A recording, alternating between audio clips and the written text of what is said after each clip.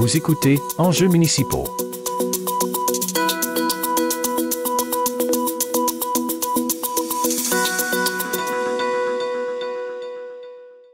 La Régie intermunicipale de transport Gaspésie-Île-de-la-Madeleine doit malheureusement prendre la décision d'annuler son service de navette via rail.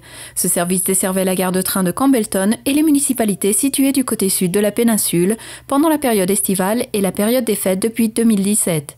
Marc Bert en parle avec Marie-André Pichette, directrice générale de la Régime, qui nous en dit plus sur les raisons de cette annulation. Marie-André Pichette, je suis directrice générale de la Régie intermunicipale de transport Gaspésie-Île-de-la-Madeleine.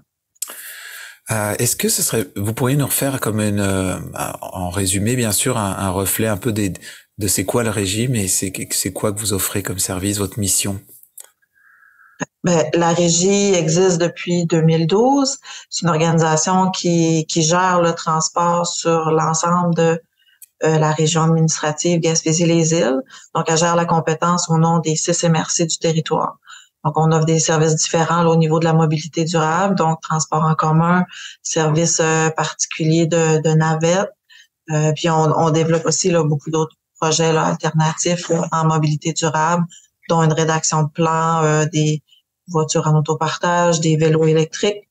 Donc, c'est une organisation assez unique, je dirais, au Québec. Alors, on se parle parce que on apprend que les navettes vers la gare via rail de Campbellton ne seront pas de retour cet été. Bon, donc, déjà, pourquoi et qui a dû prendre cette décision?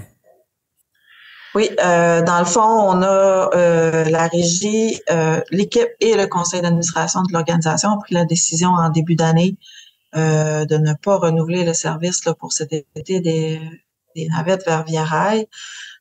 L'historique de tout ça, c'est en fait là, découle d'une rencontre qu'on a eue avec nos partenaires de Via Rail là, en décembre 2022, où on nous a annoncé qu'il allait avoir des changements importants au niveau de la plateforme de réservation de Via Rail, qui amenait là, l'exclusion des correspondances comme on connaissait là, à date dans notre partenariat avec Via Rail. Suite à cet échange, on a eu des propositions qui ont été faites, oui, là, en décembre et aussi là, récemment par l'équipe de Via Rail, qui répond pas aux besoins ni à la difficulté là, amenée par la nouvelle plateforme là, mise en place par Via Rail.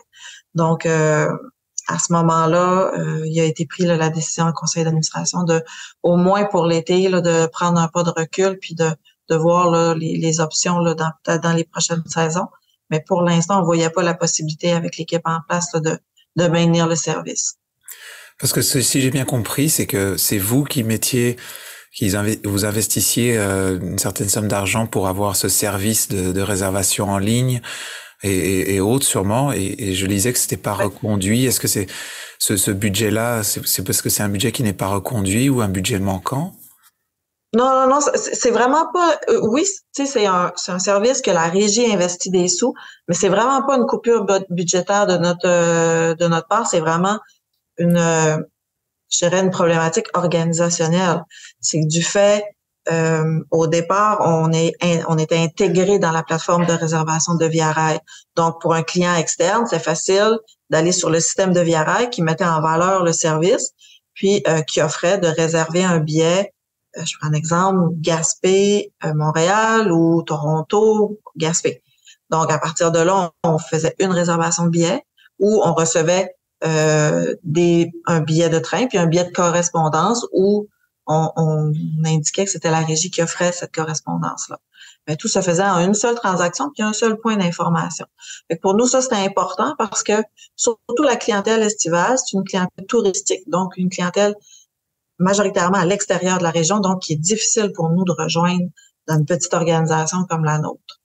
À partir du moment où on ne peut plus être intégré de cette façon-là dans la plateforme de réservation, ça implique d'avoir notre propre système de réservation, notre propre système de billetterie, qui est quand même plus complexe qu'un billet comme on a dans nos services réguliers, qui est un billet à 3 $, puis on vend nos livrets, on a notre propre système interne, mais là, on tombe dans vraiment une autre catégorie parce que selon l'endroit où on part, l'endroit où on arrive, la tarification varie selon le groupe d'âge et il y a beaucoup d'indicateurs qui fait que le système de billetterie doit être plus complexe que ce qu'on a en place.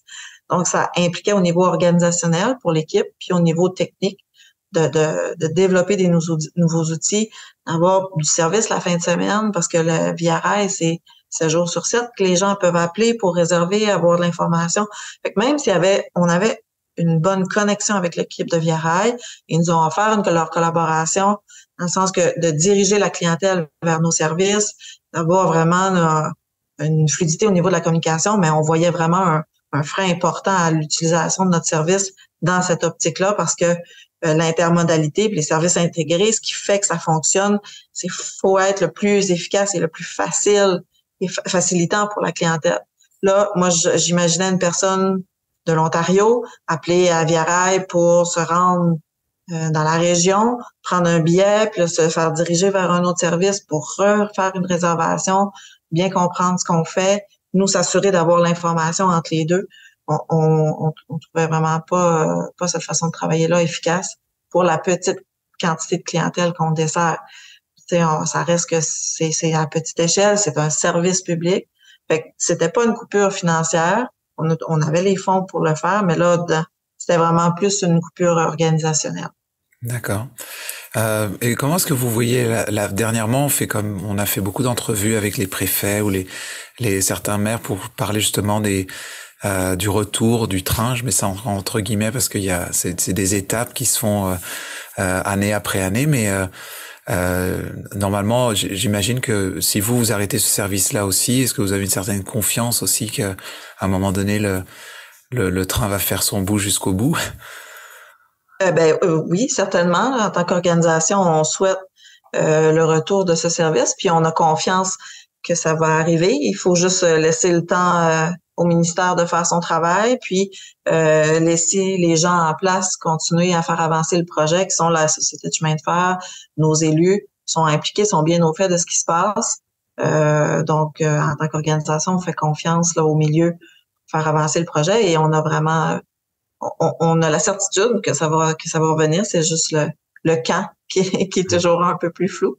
Mais d'ici là, la régie va continuer à essayer de pallier le plus possible au service, mais on trouvera des peut-être plus alternatives là, dans les prochaines années. Donc là, le service, est-ce qu'il est techniquement déjà arrêté? Je veux dire, sur le site de Via Rail, on peut plus faire d'achat pour ou c'est déjà en cours? Non.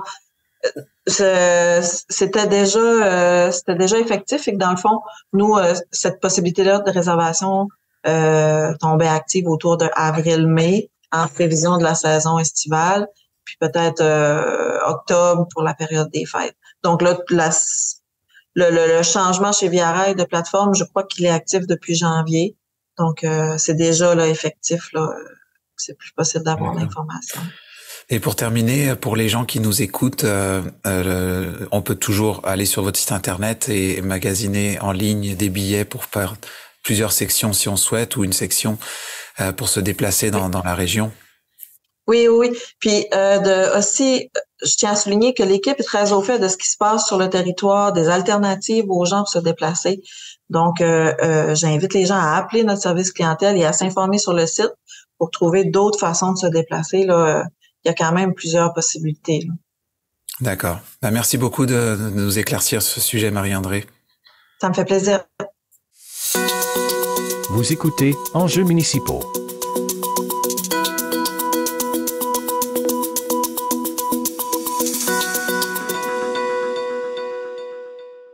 La télévision communautaire de Grande-Rivière tient à remercier le gouvernement du Canada, par l'entremise de Cactus, pour son aide dans le cadre du programme Initiative de journalisme local. Les jardins fleuris de Cap-d'Espoir et Pabeau, l'endroit idéal pour découvrir l'univers des fleurs et du potager. Engrais de toutes sortes disponibles, contenant et tout le nécessaire pour réussir sa récolte ou son aménagement paysager. Découvrez notre nouveau site internet, lesjardinfleuris.ca, et visitez notre page Facebook pour connaître nos heures et jours d'ouverture. La qualité, la variété, les conseils judicieux, c'est au 1416 route 132 Cap-d'Espoir et au 14 route Hamilton-Pabeau que vous trouverez satisfaction.